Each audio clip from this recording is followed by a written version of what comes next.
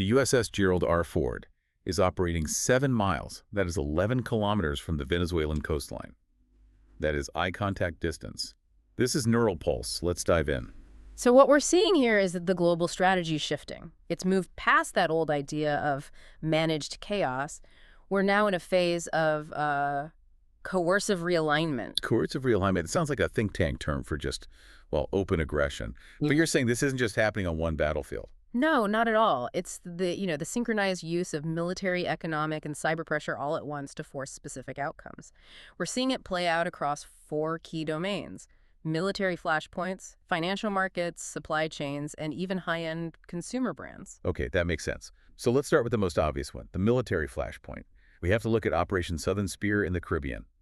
The intelligence confirms this is way beyond just counter-narcotics now. The posture is near wartime. I mean, the speed of this escalation is really what stands out. And we have the raw data to back that up. Just 2 days ago, December 17th, the president issued a directive for a total and complete blockade targeting Venezuelan oil tankers. This isn't just talk. No, and that directive mobilized a truly massive force. We're talking about the USS Gerald R. carrier strike group. Plus 6 destroyers, amphibious assault ships, nuclear submarines. They've flooded the entire Caribbean Sea. And as you said right at the top, the key detail is where they're operating. 7 miles from the coast. That is not an accident. It's a textbook act of gunboat diplomacy, basically daring them to respond. And we can't ignore the kinetic side of this. The sources are already confirming over 99 fatalities from strikes on suspected narco-terrorist targets, specifically the Cartel of the Suns. This is lethal action happening right on their doorstep. So why is this a test for the Navy? Why isn't it just a standard show of force? That's where this gets really interesting for the planners.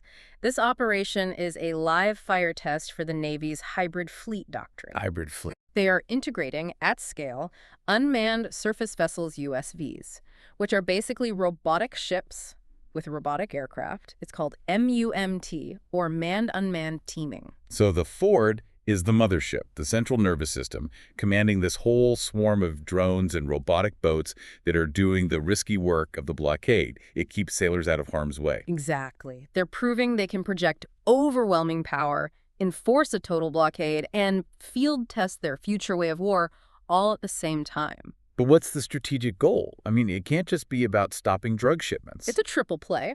First, it's a blunt reestablishment of Western Hemisphere hegemony. It's a new Monroe Doctrine for the 21st century. Okay.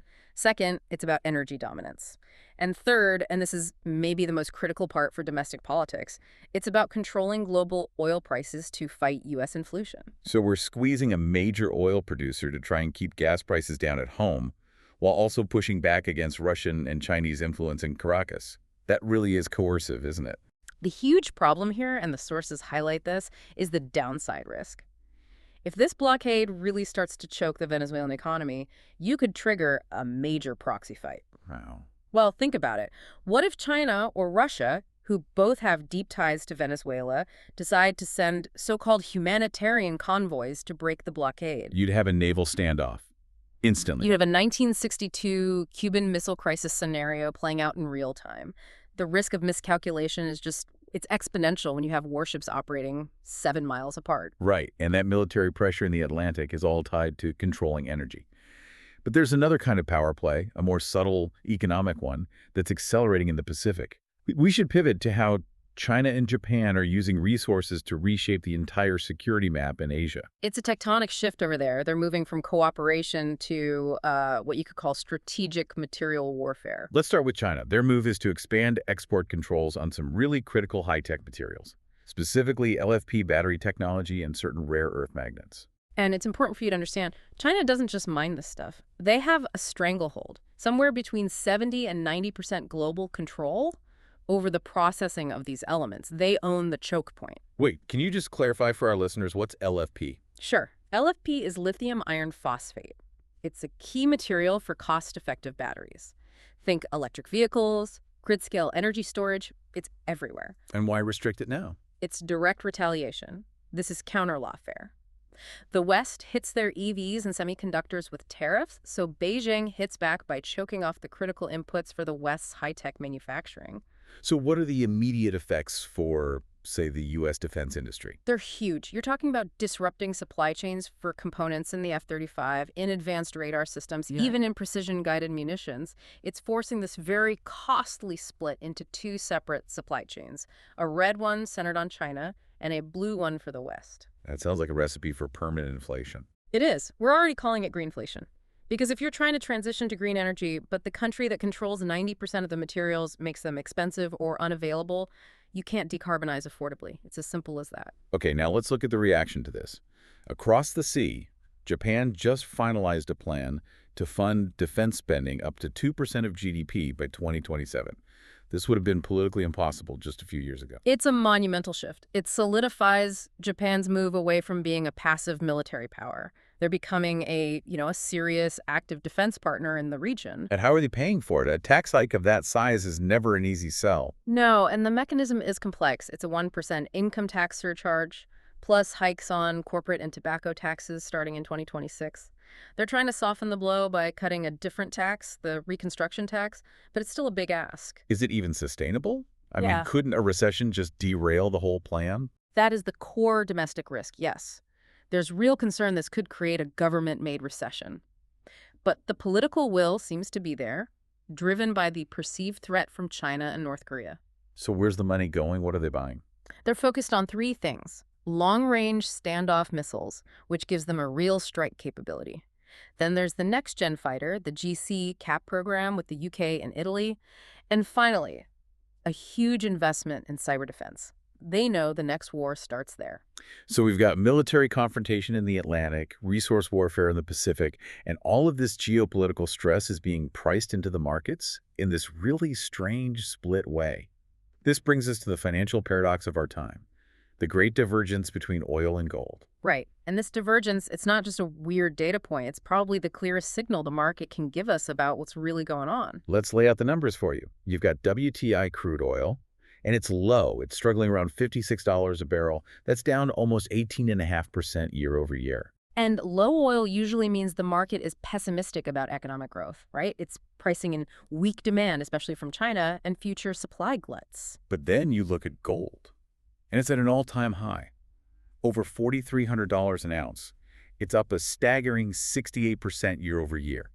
Gold is the ultimate fear asset. And that's exactly what's driving it. Geopolitical fear, yes, from the wars in Ukraine and the Middle East. But the main driver is central banks. Which central banks? Countries in the global south, China, Russia, they are all buying physical gold at record rates to get away from the US dollar. So they're de-dollarizing. They see gold as the only truly neutral asset in a world of sanctions and trade wars. That's the synthesis. The market is not pricing in economic growth, which is why oil is down. It's pricing in systemic risk and instability, which is why gold is up. It's pessimism and fear happening at the same time. So if this trend holds, what's the long-term outlook? Well, persistent low oil in the $50 to $60 range is going to destabilize producer nations like Russia and Iran. It could make them even more aggressive. And with gold heading towards $5,000, you're seeing a potential long-term loss of faith in fiat currencies themselves. And this volatility isn't just theory for governments. It's already hitting the global elite. And that signal is showing up in the high-end luxury market and, critically, in the cyber threats that are targeting those same rich consumers. The connection is absolutely vital. Luxury spending is all about confidence. And when that confidence shatters, it's the first sector to feel it. We're seeing what they're calling the LVMH shock. LVMH stock is down around 626 euros. Carrying is also under pressure. Why are these giants suddenly stumbling? Two main reasons. First, Chinese demand, which has been the engine for luxury, is cooling fast because of their property crisis and youth unemployment. And second, global inflation is wiping out the aspirational class buyer. The person who saves up for one big designer purchase. Exactly. They're out of the market now. So this LVMH shock, it's the canary in the coal mine for global consumer health. The market is going back to being for the true wealthy only. And this connects to cyber threats. The client lists of these brands are now prime targets for groups like shiny hunters, who use a technique called double extortion. Double extortion is particularly nasty. The hackers don't just lock up the company's data, they steal the most sensitive private information client lists, purchase histories, credit info, and then threaten to release it all publicly. It puts maximum pressure on everyone. How are they getting in? They're exploiting the weak links. Unmanaged APIs, mistakes in cloud setups, and this growing problem of shadow AI, or shadow IT. What's that? It's all the non-approved apps and tools employees use for convenience outside of the official IT systems. The report mentions an auxiliary dashboard at SoundCloud. If it's not managed, it's an open door for hackers. So for a luxury company where the client list is basically their most valuable asset, these attacks are no longer just an IT issue. No, they become a physical security threat. A leaked list of VIPs with their purchase histories and addresses is a roadmap for robbery or kidnapping. For these brands, cybersecurity has to be treated like a defense budget. It's about protecting their clients' lives. Okay, so we've tracked this coercive realignment from military blockades to rare earth metals to cyber extortion. And maybe the most acute example of this fight-while-talking strategy is happening right now in the diplomatic flashpoints of Eastern Europe and the Middle East. This is the definition of coercive diplomacy. You're using force, or the threat of it, as a bargaining chip at the negotiating table. Take Ukraine. The Berlin peace talks, they were deadlocked last week. Russia is demanding full territorial recognition and a permanent end to any NATO talk. And here's the key part. During those negotiations, Russia massively intensified its attacks. Hundreds of drones and missiles hit Ukrainian infrastructure while the diplomats were talking. They're literally bombing the negotiating table, using kinetic force as leverage to get what they want politically. It's classic coercive diplomacy. And the path forward is murky. People are talking about Western security guarantees, kind of like an Article 5 promise without NATO membership. But the risk of a long-term frozen conflict is extremely high. And there's pressure from the U.S. to get some kind of deal done in 2026, which might not be favorable for Kyiv. Now let's shift to the Middle East, the aftermath of the 12-day war back in June. This has settled into a really lethal Cold War, and it's focused on decapitation strikes. The Mossad chief just stated publicly that Israel has a duty to stop Iran's nuclear program. This follows Operation Nernia, which was focused on assassinating their key nuclear scientists. They're targeting the brain trust directly. How does Iran retaliate against that? They shift to asymmetric warfare. The intelligence suggests they're pouring resources into destructive cyber attacks against Israeli critical infrastructure. But the big fear, the long-term threat, is Iran reaching a nuclear breakout capability in 2026. And if that happens? If that happens, Israel would likely be compelled to launch a massive preemptive strike, and that would trigger a fifth Middle East war. The threat is just shifting domains. It's not going away. So we've detailed this strategic return to the logic of power across every domain. It seems the biggest challenge now for any decision maker is to stop focusing on efficiency and just accept that the market is already pricing in conflict. The strategic move is all about resource allocation. You have to put money and people into the areas that thrive on, or at least survive, instability, defense, cyber defense, and guaranteed energy security. You can't assume peace anymore. You have to plan for conflict in every single budget. Neural Pulse drops every day at 7 a.m. Subscribe for the signal. See you tomorrow.